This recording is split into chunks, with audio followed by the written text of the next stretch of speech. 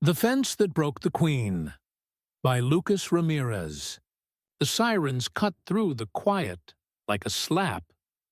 Red and blue lights bounced off the wooden posts I'd just finished hammering into the soil. I was still holding the damn hammer when the sheriff's cruiser rolled up, and two officers stepped out, squinting between me and the woman screaming on the other side of the fence like she'd just uncovered a terrorist cell. "That man is illegally barricading community land!" she shrieked, pointing like I was public enemy number one. One of the deputies glanced down, then up again. "Ma'am, you're standing in a field of lettuce." I wanted to laugh, but I was too tired, too done. It had been like this for weeks. Just 2 months earlier, my life was simple. My grandfather's old farm outside of Elmsbrook had finally become mine, and I was ready to rebuild what he'd lost. I'd left my job in insurance for this. Left the 9 to 5, the meetings, the bullshit. I wanted peace, soil, space. What I didn't expect was a war with my next-door neighbor. Her name was Brenda Whitaker, but everyone called her Queen Bee, behind her back, of course. President of the local HOA, retired real estate agent, type of woman who wore beige like it was a weapon and had a voice so sharp it could strip paint. The first time I met her was the day I started digging post holes. She marched across the property line like she owned the damn county, clipboard in hand and rage in her eyes. "You can't build here," she snapped, squinting at me through oversized sunglasses. "Not without HOA architectural approval." "There's no HOA jurisdiction on this land," I told her, calm as I could manage. "It's zoned agricultural. This is a working farm." She blinked, paused, then sniffed like she smelled manure.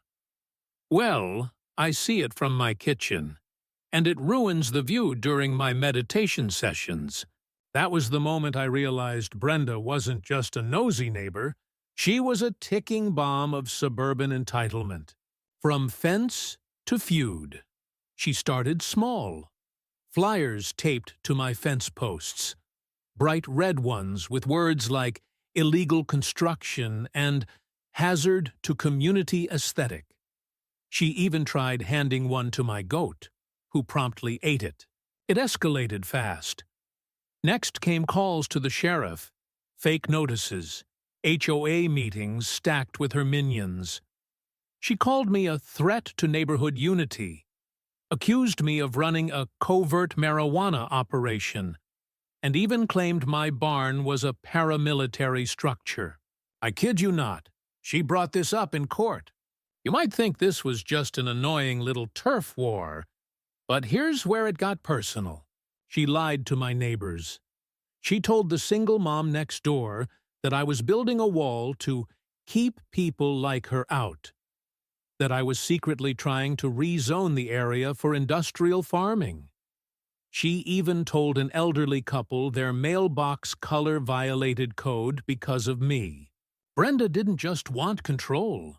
She wanted to crush anyone who didn't bend to it. The breaking point. One night, I caught her on camera. All black clothes, bolt cutters in hand. She'd cut through one of the tension wires and was about to pull a panel down when the spotlight hit her like a scene out of a crime drama. She froze, stared into the lens, and ran. She left behind her duffel bag, which contained fake permits, zip ties, and a printed declaration of emergency HOA easement rights. The next morning, the sheriff knocked on her door. She tried claiming diplomatic immunity. They cuffed her in a silk robe with curlers in her hair. It would have been hilarious if it weren't so disturbing. The internet, the goat, and the meltdown. You think it ended there? Oh no. Brenda doubled down, posted rant videos online accusing me of mind control, using surveillance goats, and installing an electromagnetic fence that disrupted community energy. One of those clips went viral. Someone auto-tuned her monologue. Karen versus the fence. Goat remix. Millions of views. My farm became a local landmark. Tourists showed up asking to take selfies with the fence. The goat, now nicknamed Gary, got his own TikTok account. And Brenda? She fell apart. Her HOA board quit.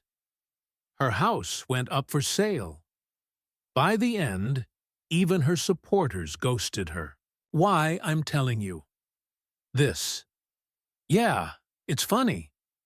But here's the deeper part. This wasn't just about a fence. It was about power, control, and how far someone will go to cling to a sense of superiority, even if it means losing everything. Brenda thought she was protecting the neighborhood. But what she really did was expose the dangers of unearned authority and unchecked entitlement. The sad part? I don't think she started out evil. I think she was lonely, scared of losing relevance, of being invisible in a world that's changing faster than she can manage. But here's where it gets tricky. How much of someone's behavior do we forgive when it's rooted in fear? At what point does just being a little controlling cross the line into harassment, into emotional abuse, into full-on sabotage? Let's talk. Have you ever had a neighbor like Brenda? Do you think she went too far, or was I too stubborn? Leave your thoughts below. Tell me, when does standing your ground become starting a fight? And is there ever a good reason to weaponize a HOA? This isn't just my story anymore. It's everyone's who's ever had to choose between keeping the peace and keeping your dignity.